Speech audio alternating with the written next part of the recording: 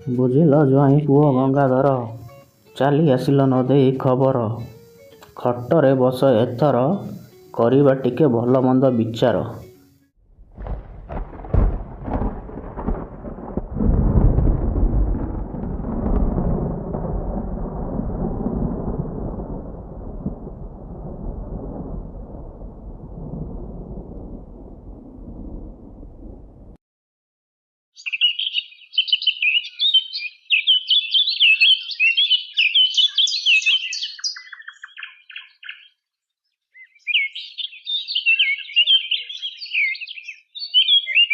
ଓଃ କି ବର୍ଷା ବେ, ପ୍ରବଳ ବର୍ଷା। ବନ୍ୟା ହେବ ବୋଧେ। ଟିକେ ଶ୍ୱଶୁର ଘରକୁ ଯିବାକୁ ପଡ଼ିବ। ବହୁତ ଦିନ ହେଲା ମାଛ ଝୋଳଟା ପାଟିରେ ପଡ଼ିନି। ଖାଇବାକୁ ଖାଇବା ହେବ, ତା ସହିତ ଶାଶୁଘର ବୁଲିବା କାମଟା ବି ହେଇଯିବ। ନା କ'ଣ? ଭଲ ପ୍ଲାନ୍, ଭଲ ପ୍ଲାନ୍। ଆରେ ସକାଳ ପହରୁ କ'ଣ ଉପରକୁ ଅନେଇ ଅନେଇ ହସି ଚାଲିଛ? କାଇଁ ଆମକୁ ଟିକେ କହୁନା, ତୁମ ଖୁସି ହେବା କାରଣ କ'ଣ? ଶୀଘ୍ର କୁହ, ମୁଁ ଟିକେ ଶୁଣିବି, ଆଉ ମୁଁ ଟିକେ ବି ଖୁସି ହେବି ନା। ବୁଝିଲ ଫୁଲ, ଆଉ କଥା କୁହନା। ଶୀଘ୍ର ଶୀଘ୍ର ବାହାର। ଆଜି ଆମେ ତମ ଘରକୁ ଯିବା, ବୁଝିଲ। ବହୁତ ଦିନ ହେଲାଣି ଯାଇନାହାନ୍ତି। ଟିକେ ତମ ବାପା ମାଙ୍କ ଖବର ନେଇକି ଆସିବା। ଏ ସତେ ନା କ'ଣ ମୋ ବାପ ଘରକୁ ଯିବା? ହଉ ହଉ, ଟିକେ ଖାଲି ଅପେକ୍ଷା କର। ମୁଁ ଟିକେ ପାଉଡର ଫେୟାର ଲଭଲି ଲଗେଇ କରି ଆସେ, ତାପରେ ଯିବା। ବହୁତ ଦିନ ପରେ ପାଟିରେ ଟିକେ ଦେଶୀ ମାଛ ଝୋଳ ପଡ଼ିବ। ଓଃ, ତାର ଯୋଉ ସ୍ୱାଦରେ ବାବା, ଭାବିଲେ ମୁହଁରେ ପାଣି ଆସିଯାଉଛି। ଓଃ, କ'ଣ ହେଇଥିବ ସେ ମାଛ ଝୋଳ। ଗଲେ ତ ଖାଲି ଖାଇବି ଆଉ ରେଷ୍ଟ ଦେବି, ହେଲା କି?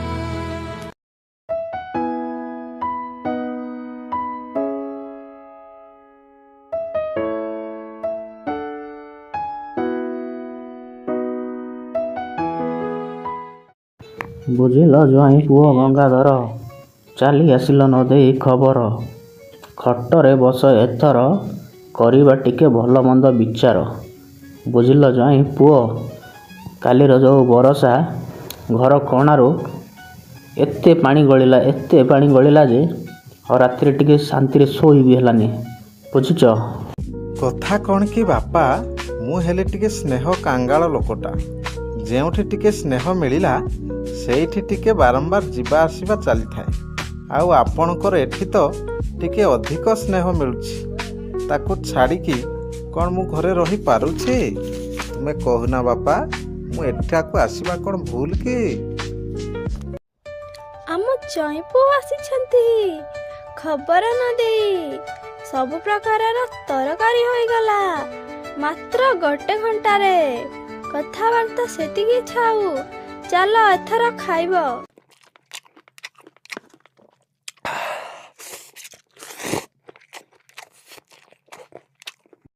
ମୁଁ ଗୋଟେ କଥା ବୁଝିପାରିଲିନି। ଗୋଟେ ତରକାରୀ ତ ମାଛ ଝୋଳ ଥିଲା, ହେଲେ ଅନ୍ୟ ତରକାରୀଟି କେଉଁଥିରେ ତିଆରି? ତାର ସ୍ୱାଦ ମାଛ ଝୋଳ ଠାରୁ ବଳିକି ସ୍ୱାଦିଷ୍ଟ ଥିଲା। ମୁଁ ଜାଣିପାରିଲିନି ତ ସେଇଟା କ'ଣ ବା? ବୁଝିଲ ଜ୍ୱାଇଁ ପୁଅ, କାଲି ପରା ଟିକେ ବଜାରକୁ ଯାଇଥିଲି। ସେଇଠି ଭଲ ଭଲ କଅଁଳିଆ ବାଉଁଶକୁ କାଟିକି ବିକ୍ରି କରୁଥିଲେ।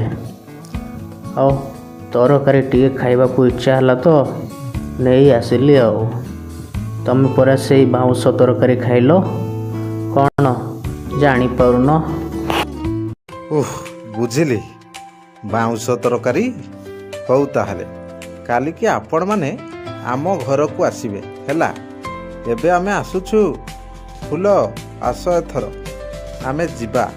କାଲି ସେମାନେ ଆସିବେ ପରା ଆମ ଘରକୁ।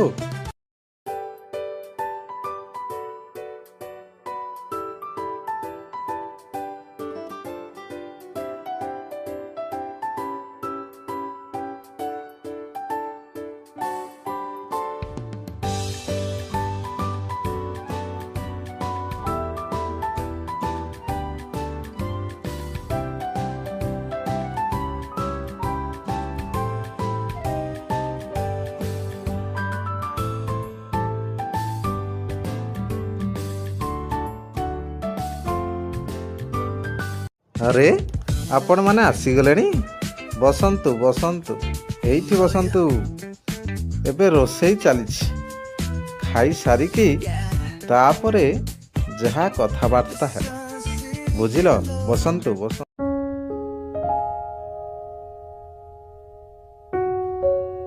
ଆରେ ଏ ବାଉଁଶଟା ସିଝିନି ବୋଧେ, ଆଉ ଟିକେ ସିଝିବାକୁ ପଡ଼ିବ, ତାହେଲେ ଯାଇ ସ୍ୱାଦଟା ଭଲ ଲାଗିବ। ଆଉ ଏଟା କ'ଣ ସିଝୁନି? ସିଝିବ ନା ନାଇଁ? ଏଥର ନିଶ୍ଚିତ ଭାବରେ ସିଝିକି ଗୁଣ୍ଡ ହେଇଯିବଣି। ଆରେ ଏ କ'ଣ, ଏଥର ବି ସେମିତି ଅଛି, ନା ସିଝୁଛି ନା କିଛି ସ୍ୱାଦ ବାହାରୁଛି। ମ କ'ଣ କରିବି, ମୋ ମୁଣ୍ଡରେ କିଛି ବୁଦ୍ଧି ଜୁଟୁନି। ହାଏ, ଆରେ ଜଇଁ ପୁଅ, ଏ କ'ଣ କରୁଛ? ବାଉଁଶ ତରକାରୀ କ'ଣ ଏମିତି କରାଯାଏ? ତା ପାଇଁ ପରା କଅଁଳିଆ ବାଉଁଶ ଦରକାର। ଏମିତି ଶୁଖିଲା ବାଉଁଶରେ କ'ଣ ତରକାରୀ ହୁଏ? ସତରେ ମୋ ଜଇଁଟା କେଡ଼େ ବୋକା।